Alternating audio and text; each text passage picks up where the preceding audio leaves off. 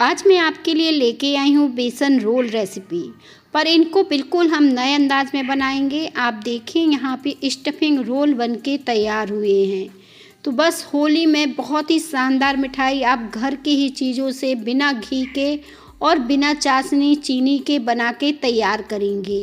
एकदम स्वादिष्ट रोल आपके बनके तैयार होंगे। आपको मैं तोड़ के दिखाऊंगी कितने ज़्यादा ये परफेक्ट और बढ़िया बने हैं।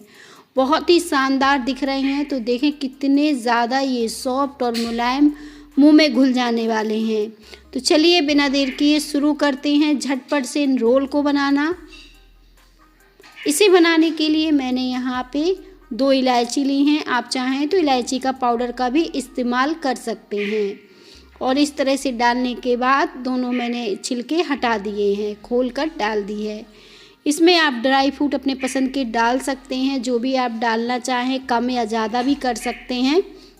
और इनको दरदरा सा कूट के तैयार कर लेंगे। आप चाहो तो ये सारी चीज़ें मिक्सी में भी चला सकते हो, पर मैंने कुछ इस तरह से इनके छोटे छोटे टुकड़ों में इस तरह से दरदरा सा पीस के तैयार कर लिया है। इसे साइड रख देंगे और अब क्या करेंगे, गुड़ ले लेंगे यहाँ पे। क्योंकि आज हम बिना चीनी के ही इस मिठाई को बनाने वाले हैं, तो यहाँ पे मैं गुड़ का इस्तेमाल कर रही हूँ। और 100 ग्राम के करीब मैंने गुड़ लिया है और इसे देखें कुछ इस तरह से तोड़ के तैयार कर लिया है। इस तरह के 2 पीस लिए थे और दोनों को ही तोड़ लिया है। आप मीठा अपने हिसाब से कम ज़्यादा कर सकते हैं अगर गुड़ थोड़ा सा कम करना चाहें। यहाँ पे बस एक पैन ले लीजिए और इसमें डाल दीजिए 1 कप दूध नहीं, 1/4 कप दूध। और साथ में अब हम डाल देंगे 1 चम्मच चीनी। चीनी अपने हिसाब से थोड़ा सा कम ज़्यादा कर सकते हैं। और बस इस तरह से इस चीनी और दूध को अच्छे से घोल लेंगे। थोड़ा देर हम इस तरीके से चला लेंगे इसे। और 1/4 कप ही दूध हमें चाहिए इस मिठाई को बनाने के लिए, बहुत ज़्यादा दूध नहीं चाहिए है। और जब दूध और चीनी अच्छे से घुल जाएगी तो जो ड्राई फ्रूट हमने कूट के रखा है इसे डाल देंगे। इसे डालने के बाद देखेंगे चीनी भी अच्छे से घुल गई है और दूध में ड्राई फ्रूट भी अच्छे से मिक्स हो गया है। अब हम यहाँ पे आधे कप के करीब ड्राई कोकोनट डाल देंगे। जैसे मैंने बताया आज हम 2 फ्लेवर की मिठाई बनाने वाले हैं, तो ऊपर से हम इस बेसन की वो देंगे और अंदर स्टफिंग के लिए मैं ये तैयार कर रही हूँ। तो यहाँ पे देखें स्टफिंग हमारी तैयार हो गई है। कुछ इस तरह से मैंने तैयार किया है इसे। और जब ये अच्छे से मतलब सूखा दिखने लगे इस तरह से, तब तक हमें इसे पका के तैयार करना है। इसे हमें बहुत ज़्यादा गीला नहीं रखना है।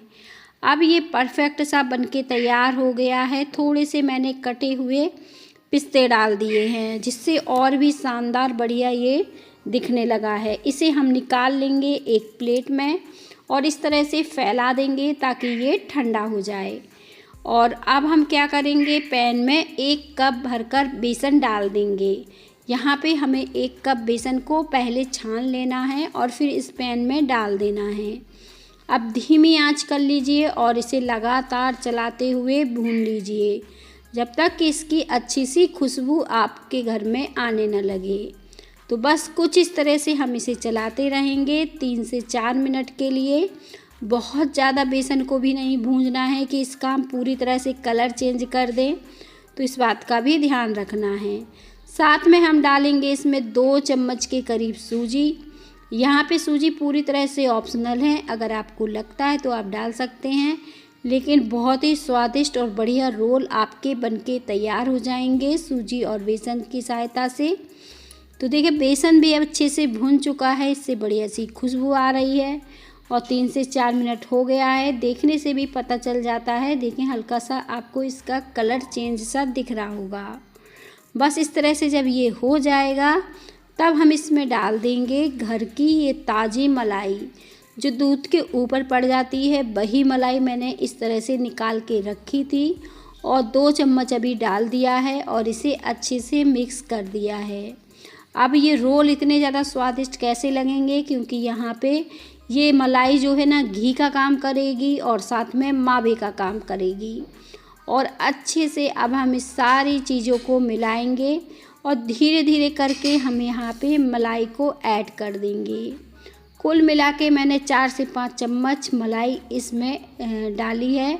अगर कप से नापें तो 1/4 कप है। और अब अच्छे से मिला लेना है। जब ये सारी चीज़ें बढ़िया तरीके से मिल जाएंगी तो कुछ इस तरह से आपको ये दिखने लगेगा। और बस इस तरह से हम इसे चलाएंगे अच्छे से, ताकि ये लगे नहीं। और देखिए कितना दानेदार इस तरीके से हमारा बेसन हो गया है। बहुत ही बढ़िया दिख रहा है और दानेदार सा भी हो गया है। अब हम यहाँ पे गुड़ डाल देंगे और इस गैस को जो है बंद कर देंगे या फिर धीमे पे रखेंगे, क्योंकि अगर हमने ये सारी चीज़ें एकदम गरम ज़्यादा तेज़ आंच पे डाली तो ये जल सकती हैं। तो आंच को धीमा कर लीजिए या फिर बंद करके पहले सारी चीज़ें अच्छे से मिला लीजिए। और जैसे ही सारी चीज़ें अच्छे से मिल जाएं तो तुरंत हमें गैस को बंद कर देना है। इसे हमें बहुत ज़्यादा देर तक नहीं पकाना है, सिर्फ इतना पकाना है कि गुड़ बस पिघल जाए। और देखिए कुछ इस तरह से ये दानेदार सा कंबाइंड सा होने लगेगा, परफेक्ट ये बन जाएगा। तो गैस को बंद करेंगे और इसे निकाल लेंगे। इसे निकालने के बाद स्टफिंग को भी हम इस तरह से एक रोल का शेप दे देंगे। अब कुछ इस तरह से हमारी रोल जो है तैयार हो गया है।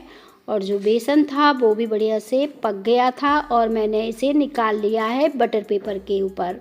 और इस तरह से अच्छे से मसल देंगे ताकि जो मिठाई बने एकदम सॉफ्ट बने।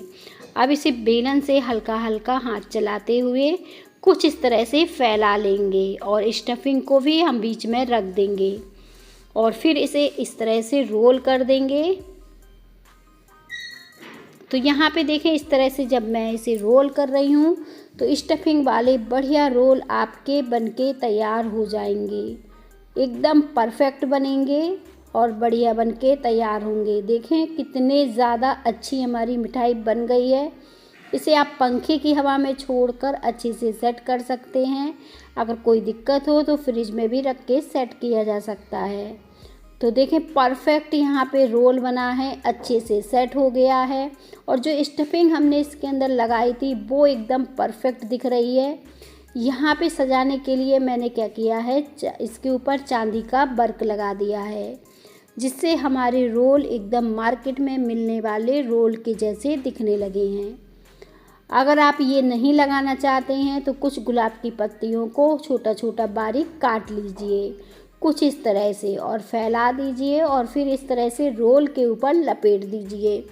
तो इससे भी आप इस तरह से मिठाई को सजा सकते हैं। तो देखें मैंने दोनों तरीके आपको बता दिए हैं। आपको जो परफेक्ट अच्छा लगे उस तरीके से आप इस मिठाई को सजा लीजिए। तो बस झटपट से घर के ही कुछ सामान पे होली पर आप ये नई मिठाई बना के तैयार कर पाएंगे, जो कि बहुत ही स्वादिष्ट और बढ़िया बनती है और कम समय में कम मेहनत में आपकी शानदार मिठाई बन जाएगी। अगर आज की रेसिपी आप सबको अच्छी लगे तो रेसिपी को लाइक ज़रूर करिएगा। हो सके तो कमेंट में भी बताइएगा कि कैसी लगी हमारी बेसन रोल रेसिपी। और इतनी ज़्यादा ये सॉफ्ट और मुलायम बनी है, एकदम मुंह में घुल जाने वाली। मिलेंगे इसी तरह की नई वीडियो में।